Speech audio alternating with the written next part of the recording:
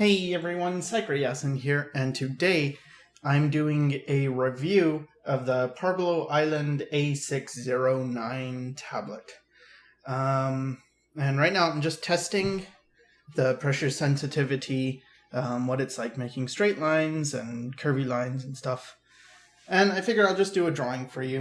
Not going to do an unboxing. I think there's a lot of those types of videos. So instead I'll just draw and let you know what I thought of it, and why am I doing this for this company, and why do I choose certain tablets? Well, the reality is, I have this thing where when people contact me for product reviews, I will let them know I will do a review of your product. However, I will not guarantee that it's going to be a positive review, and I may, not say kind words about it. And if you're okay with that, sure, I'll review your product. And so far, it seems like the companies that are okay with that are companies like Parblo. I think Huion was okay with it. Companies like Wacom, though, or Wacom, don't seem to be interested in that type of review. And to be honest, I use Wacom products all the time. I usually use Cintiq 22 HD, and driver problems, man, it's the new thing.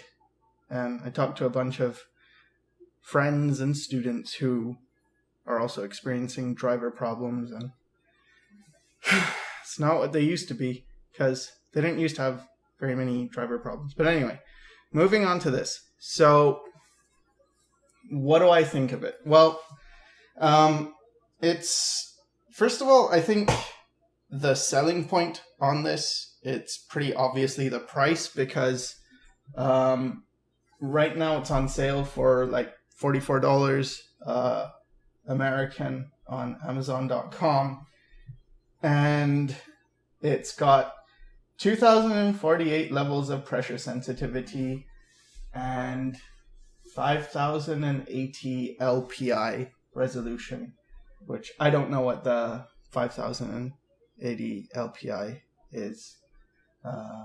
Maybe something per inch. Anyway, I guess that's good. So I tried to look at Wacom products that were similar.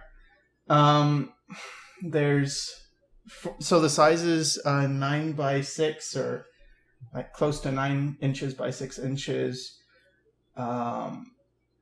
in terms of the active area. And that's pretty much similar to like a Wacom One tablet.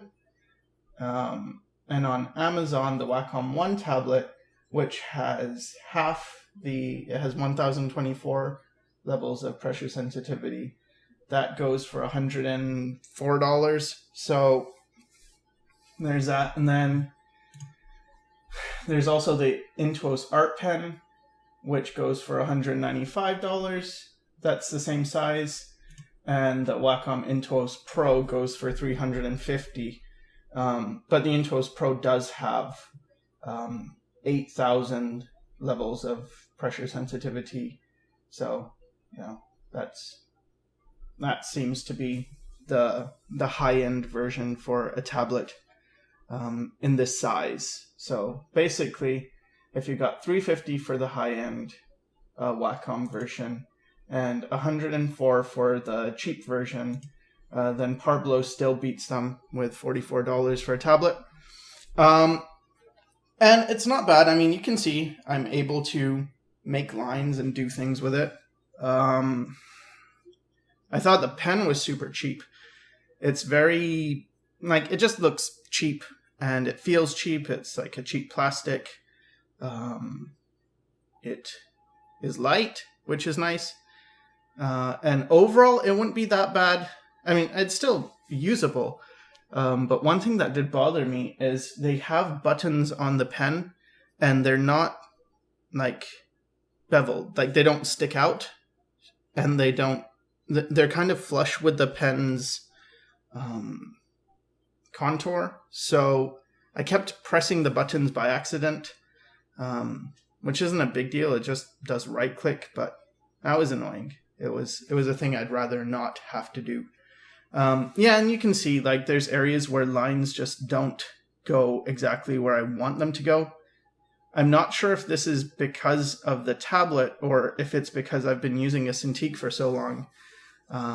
Going back to a tablet, and the difference between the two is the Cintiq is like a screen. You draw directly on the screen, and a tablet is just, there's no screen, and you put it on the table or on your lap or whatever, and you just draw on that. But you look at the screen while drawing. So it's kind of weird at first because you have this disconnect where you're looking forward and drawing and you're not looking at your hand at all. But yeah, so that was kind of difficult. Also, I was doing this on a different computer because you need to make sure you don't have Wacom drivers and other drivers like the Parblo drivers at the same time. So because I normally use a Wacom thing, I had to go to a computer that had nothing, and it was difficult to use. But the product itself, it's pretty fine. It was very easy to install. I plugged it in and into a USB port. It is wired, and the thing started working right away. But I figured I'd download their drivers anyway, and then you download their drivers, restart, and it was fine. I guess there's not much to say about it. It feels usable, and for someone on a budget, it's under $50, which, I mean, when it's on sale, it's under 50. I'll try and put a link or ask them to send a link or something that is the sale version in case it goes off sale. Because the regular price is $62, which is still, it's not bad. But yeah, I'm just happy that there's Wacom competitors that are, much more affordable now. Wacom products just seem to get more and more expensive.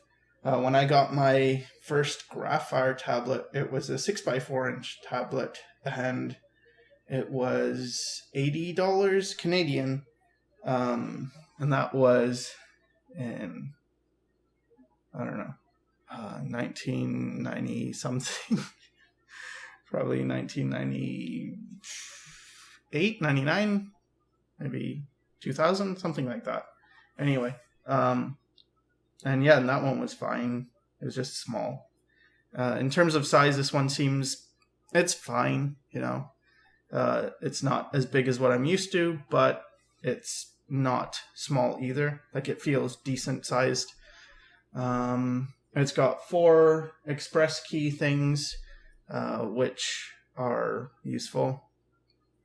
I set it just to Alt, because basically I use Alt space bar and then Control Shift and some other keys.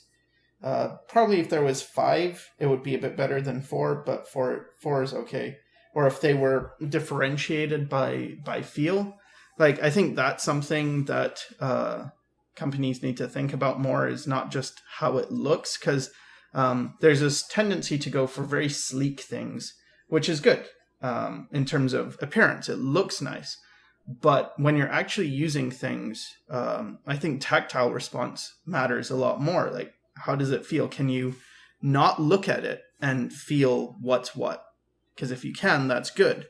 And if you can't, usually it just, for me anyway, I just don't use those keys. I mean, usually on tablets, I don't use the express keys.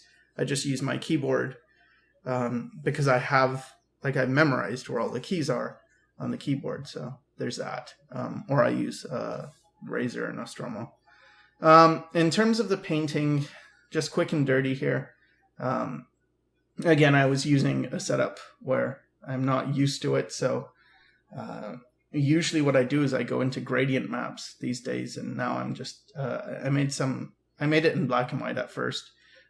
Pretty much going between 2 brushes or 3, 2 brushes, a soft brush and like a more painterly brush and You can get my brushes on Sycra.net for free, by the way, in the resources section. So in Photoshop, I did a smudge tool and then 2 brushes.